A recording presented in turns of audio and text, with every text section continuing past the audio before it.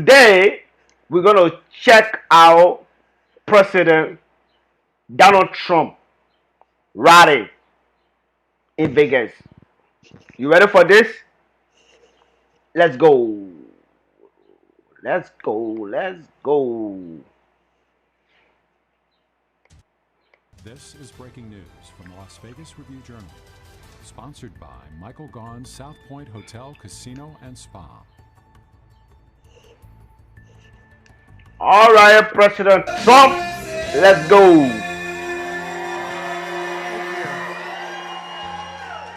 What a group. What a group and what a group we have up here. Bunch of real winners. That's what we need. That's what our country needs. But before we begin, I'd like to express my profound condolences to the family of a great, great man, Shinzo Abe. He is he was an amazing leader. I knew him well, tough negotiator. We could use a negotiator like that in our country because it's not working out that way. This was a man of tremendous moral courage and just a fantastic person. Prime Minister Abe was a friend of mine, an ally, and an incredible patriot. He was a tireless champion for peace and for freedom and for the priceless bond between the United States and Japan. And his assassination is not only a grievous atrocity, it's a devastating loss for the entire world. We will miss him greatly. And based on this being a speech about law and order, I hope that the man who committed this crime will pay a swift and steep price for the greatness he has taken from our planet. Thank you very much, and thank you all for being here. We very much appreciate it.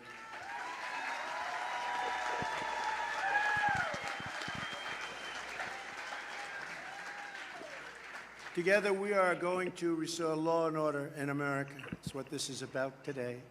I especially want to thank the distinguished guests who participated in the panel today.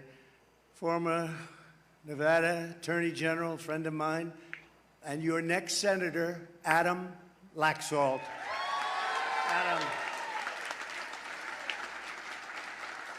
Clark County Sheriff, and your next governor. This man is going to be a good governor. He's tough as hell. Joe Lombardo.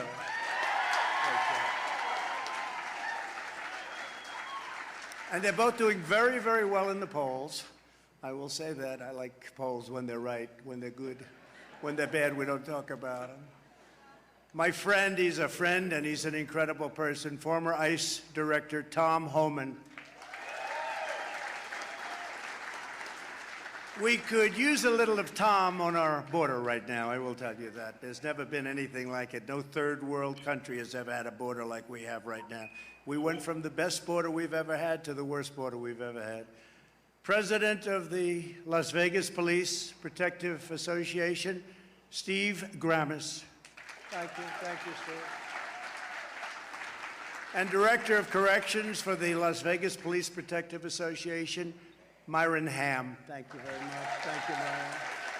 Thank you. We're also pleased to be joined by so many incredible people, and we're going to go through them, and we'll go through them a little bit rather rapidly, because there's a lot of you out there. There's an incredible group of talent. But a person who's doing really well, Republican nominee for Lieutenant Governor, Stavros, please. Stavros Anthony. Stavros, where is Stavros? Good. I heard you're doing well, Stavros. Republican nominee for Secretary of State, Jim Marchant. Thank you, Jim. Republican nominee for Attorney General, Sigal Chattah. Thank you. Well, what a group. Republican nominee for Nevada Treasurer, Michelle, where is she? Michelle Fiore. Thank you. Thank you, Michelle. You're leading in those polls, Michelle. Republican nominee for State Controller, Andy Matthews. Thank you. Republican nominee for Nevada's 4th Congressional District, who's doing very well, Sam Peters. Thank you. Republican nominee for Nevada's 1st Congressional District, Mark Robertson.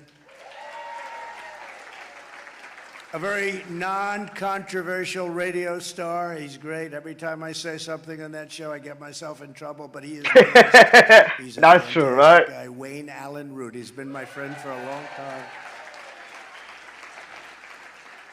Kevin Hall. Where's Kevin? Hi, Kevin. Kevin Hall. Pastor Darrell Scott. Alveda King. Ambassador Jeffrey Gunter.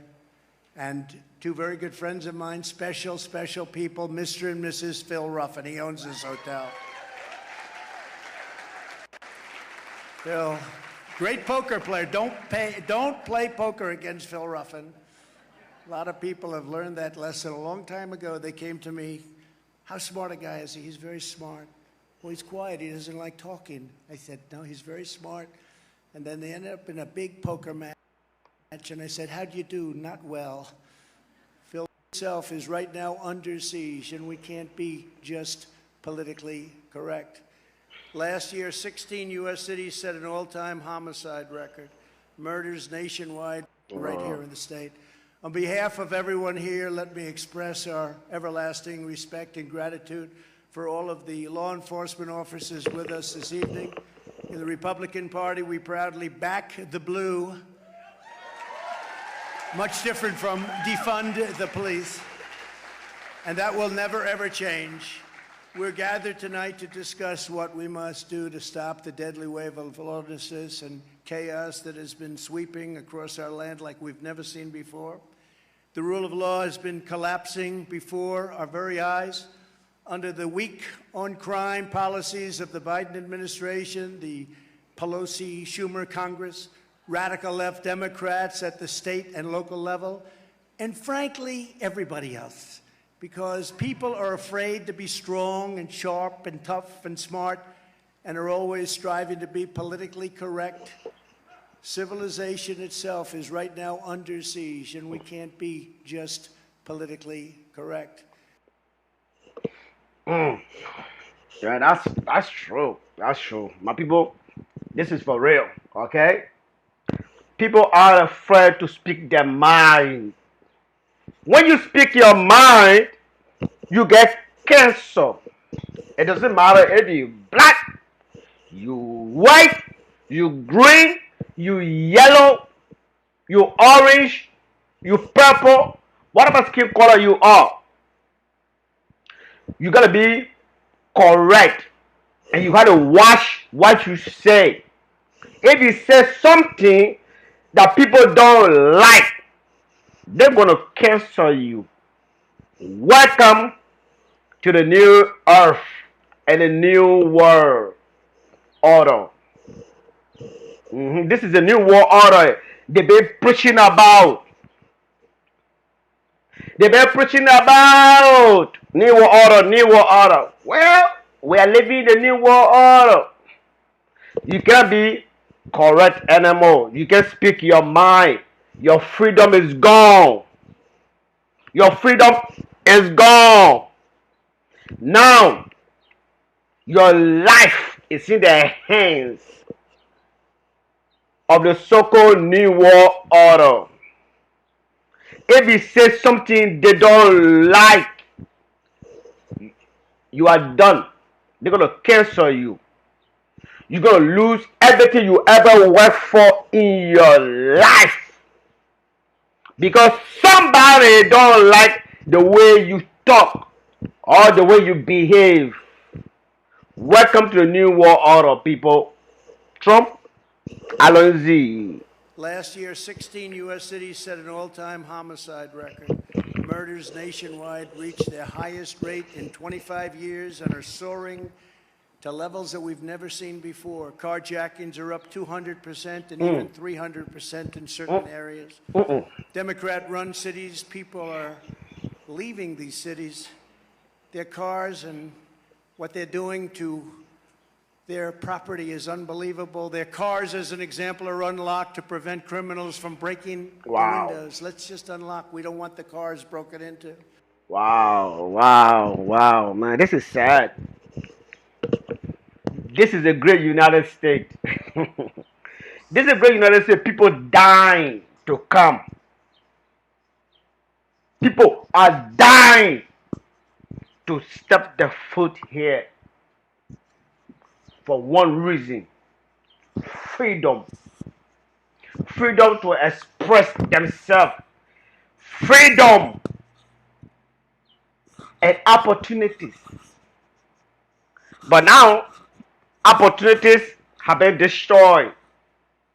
And the last thing people want, which is freedom, is no more available. Do you know how many people die because they want to come over here? And you people do not appreciate what you have. You don't want to preserve what you have. You want to destroy this country that was given to you by God. Look at the inner city. Look at Chicago. Look at across the country. Crime is going like this. And you people don't care about crime. All you care about, Trump said this. Trump do this. Trump is this. But people are dying. I know the reason why crime is going up. I know the reason. But I will tell you at the end of the video. Trump, Alonzi. They say, take my car, they say, take my car. And hopefully it'll be returned to me undamaged. How about that? Is that a good way to live? Organized mobs are pillaging small businesses. Chicago is a war zone. 10 people were killed, and you know this has been at the top of the headlines. It's terrible. And at least 62 were badly wounded at the 4th of July celebration this week. And even in swanky Beverly Hills, California, armed criminals are stalking their victims' home to rob people at gunpoint as these same victims leave the trunks of their cars up so that people looking to steal their spare tires in the back won't damage the car while they're breaking into it. Can you believe it? They leave their trunks open. Is that any way to live? This is in Beverly Hills. Meanwhile, our border is in this is our life. Brutal and violent anarchy as people totally unvetted and unchecked flow into our country by the millions. To put it simply, we are a nation in decline. We are a failing nation. That's true. Never had That's 100% true. going on right now. Our United States is going down. Excuse me, knees. Mr. Trump. United States is going down. United States is losing its credibility right now around the world because it's what is happening. People look up to this country. Nations look up to United States. Now United States has turned to laughing stock, embarrassment, because you have to be political correct or incorrect, whatever it is. I'm not educated, so I don't know. But evidence is here. People care when it's a white man who looks like Trump pull the trigger. Or some officers pull the trigger, but they don't care. If it's a black man that pull the trigger, nobody cares, because according to African American, there is a street code you have to follow. Because of street code, black neighborhoods have been destroyed. Because of street code, you give this government official opportunity to destroy your city. Hey God, have mercy. Humiliated before the world, yet we presume to lecture other people in other countries on their democracies. All the while, the streets are flowing with the blood of innocent crime victims as we lecture others. We will not have a country left if this growing barbarism is not quickly reversed and stopped. The wave of lawbreaking must be immediately ended, and we must really get this crime wave ended immediately. If we are going to make America great again, our first task is to make America safe again. again. That's the first step. That's very important, okay? Make America safe again is very important. We don't want our kids to go to school and be scared of going to school, or be scared of going outside. Children right now in Chicago and Detroit and other places are afraid to go outside to play. You know, a bullet don't speak. And also, bullet doesn't have eyes to see. It goes wherever it want to go. That's how innocent children get killed in crossfire. This is sad, people. This is sad. Okay? We have to make the street safe. We have to allow the army to go in the hood and break down everything and arrest any street dog, whatever they are, who have gone in the house that is not registered. Listen, if you love your children, you do whatever it takes to protect your children. And these people gotta move from the street. We gotta do it now. Now. I'm speaking to black people right now, black American. I'm speaking to y'all. Tomorrow, you guys gonna be the one to cry, to say, oh, why us? Why us? Systemic racism, systemic this one, this.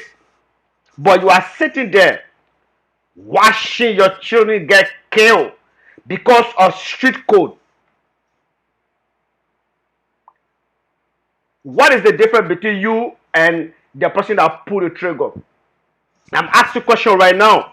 What is the difference between y'all and those street gangs in Chicago or Detroit? What is the difference between y'all? You know who shot that little girl, but yet you kept quiet because of street code. Now, the blood of that innocent child is in your hand.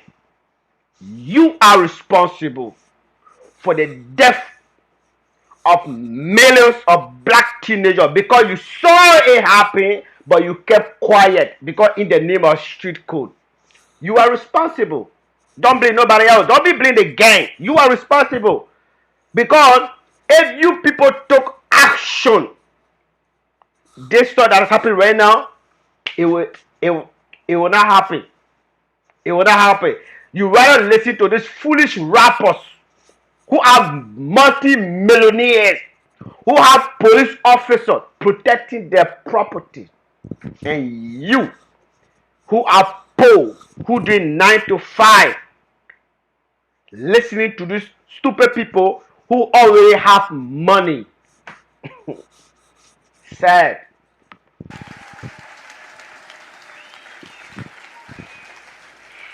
At the federal, state, and local level, we have to have a change in course, and we need leadership that will let this happen.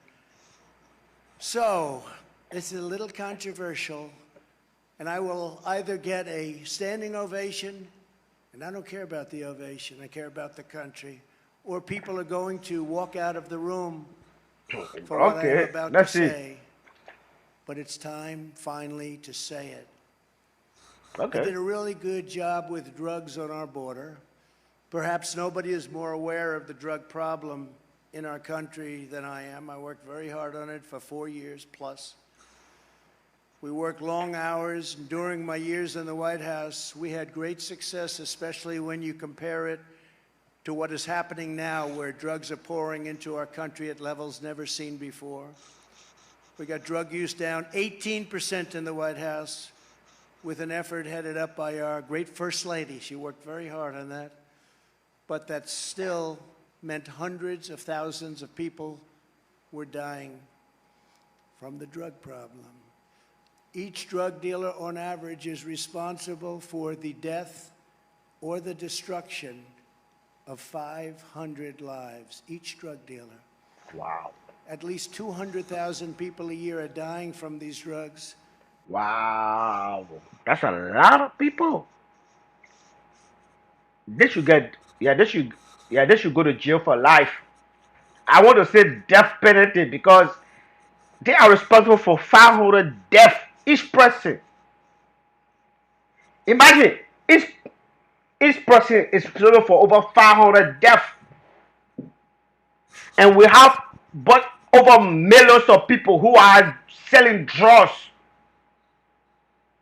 If one person is responsible for 500, imagine millions of drug dealers in this country.